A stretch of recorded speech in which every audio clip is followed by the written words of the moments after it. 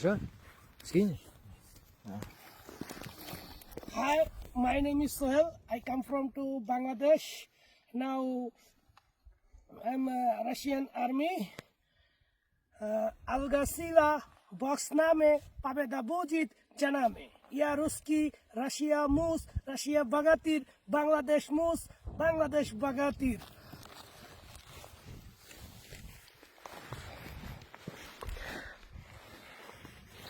Как зовут? Зовут Черный, командир первого штурмового взвода। ওকে, তিনি হচ্ছেন গিয়ে আমাদের একজন কমান্ডার, অত্যাধিক ভালো একজন মানুষ। প্রিয় ফ্যান ফলোয়ার বন্ধুরা, আপনাদের উদ্দেশ্য করে কিছু বলতে চাই। সেটা হচ্ছে, অনেকে কমেন্টস করে যে আমরা ভাড়াটিয়া সৈনিক। কমেন্টটা সত্য করে যে আমরা ভাড়াটিয়াই সৈনিক। আমার একটা কথা হচ্ছে, আপনার এলাকায় সবচেয়ে ভালো একজন ব্যক্তি হচ্ছে মসজিদের ইমাম। তিনি কোনো ঘুষ খায় না, সুদ খায় না, কোনো মানুষের ক্ষতি করায় না বা ক্ষতি করে না, স্বাভাবিক জীবনযাপন নিয়ে থাকে। সেই ব্যক্তিটাও যদি আপনাদের মসজিদে নিয়োগ পায়, সেও একজন বেতনভুক্ত মানুষ হয়, মানে বেতনভুক্ত ইমাম। তবে আপনাদের চোখে সেটা হচ্ছে হাদিয়া। আর আমরা সেনাবাহিনীতে জীবন নিয়ে লড়াই করি, টাকার বিনিময়ে আমরা ভাড়াটিয়া সৈনিক হয়ে গেছি। ঠিক আছে, ভাড়াটিয়া সৈনিক, এই দেশ আমাকে 1 বছর শেষে আমাকে নাগরিকত্ব দিয়েছেন। আমার স্ত্রী, আমার মা, আমার মেয়েদের সবাইকে দিছে। ভাড়াটিয়া সৈনিক যদি না হইতাম, তাহলে এটা কখনোই হইতো না, এটা মনে রাখবেন। আর যারা বলতেছেন যে রাশিয়ান সরকার আমাদের সাথে প্রতারণা করে, আপনি কিভাবে জানলেন প্রতারণা করে? যারা রাশিয়াতে চাকরি করতেছে তাদেরকে জিজ্ঞাসা করুন, তারা ঠিক মতন একটা দিন ভাতা পাইছে কিনা, প্রতি মাসের 10 তারিখে বেতন পাইতেছে কিনা, জিজ্ঞাসা করুন। তারা কি মন্তব্য করে সেটা আমার জানান। ভাড়াটিয়া খুনি হই বা ভাড়াটিয়া সৈনিক হই, আমরা অ্যাকচুয়ালি সেনাবাহিনীতে চাকরি করতেছি। রাশিয়ান সৈনিকরা যা করতেছে আমরা তাই। তবে তারা এই দেশের গড় অনুযায়ী 80%। আর তাদের অঙ্গরাজ্য আছে, যেমন উজবেকিস্তান, কাজাকিস্তান, তুর্কমেনিস্তান, আজারবাইজান, এরকম কিছু অঙ্গরাজ্য আছে তাদের। এরা হচ্ছে 15%। বাংলাদেশ, ইন্ডিয়া, পাকিস্তান আর আফ্রিকা, এরা মিলে হচ্ছে মাত্র 5%।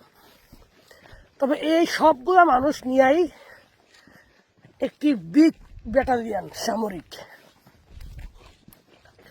এগুলাকে কন্ট্রোল করতে হলে তো বিভিন্ন ইউনিটে ভাগ করতে হয়, তাই না? তো সেম এরকম ভাবে তারা ভাগ করে চালাইতেছে। আর আমরা ভিনদেশিরা যেহেতু তাদের স্বার্থ রক্ষার জন্য আমরা সেনাবাহিনীতে যোগ দিছি, তারাও আমাদেরকে অনেক সম্মান করছে, অনেক সম্মান। আপনি কি দিয়ে বুঝাবো? কোনো কিছুর অভাব দেয় না। তবে সব জায়গায় একরকম না, হয়তো বা কিছু কিছু জায়গায় খারাপ হইতে পারে, সেটার বিষয়ে আমি বললাম না। তবে আমি যা দেখছি চোখ দিয়ে সেটা বলতাছি। আমার ব্যাটালিয়ান আমাকে যথেষ্টভাবে সম্মান করে, যথেষ্টভাবে।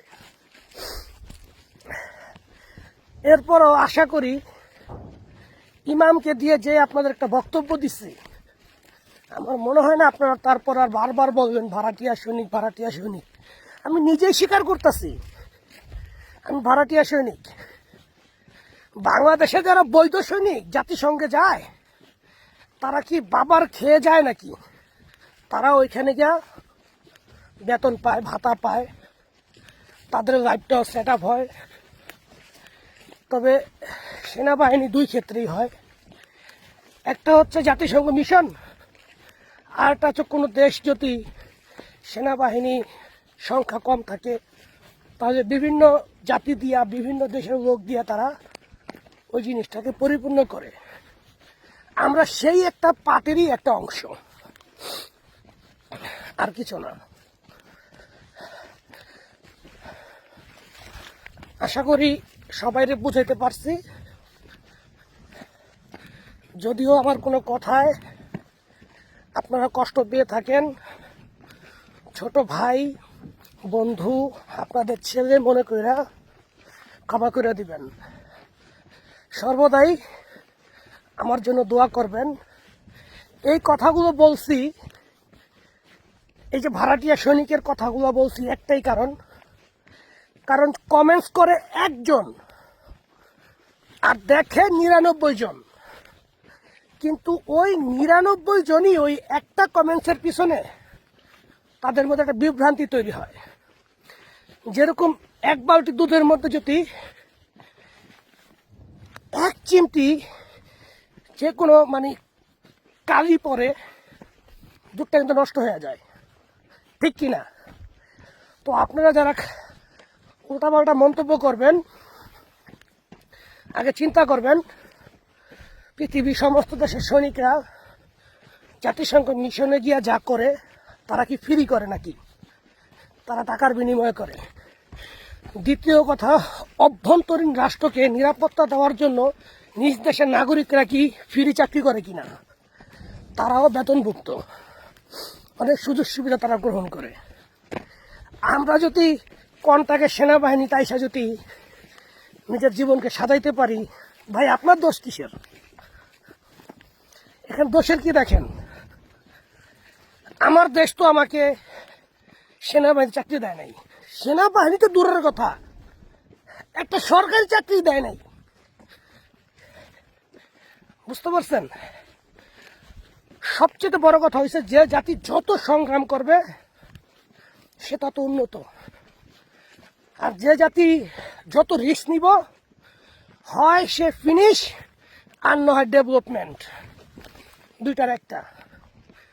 আমার ক্ষেত্রে সেইটাই হয়েছে, আমার ক্ষেত্রেও সেইটা, আর কিছু না। আশা করি আপনাদেরকে বুঝাইতে পারছি। ওকে।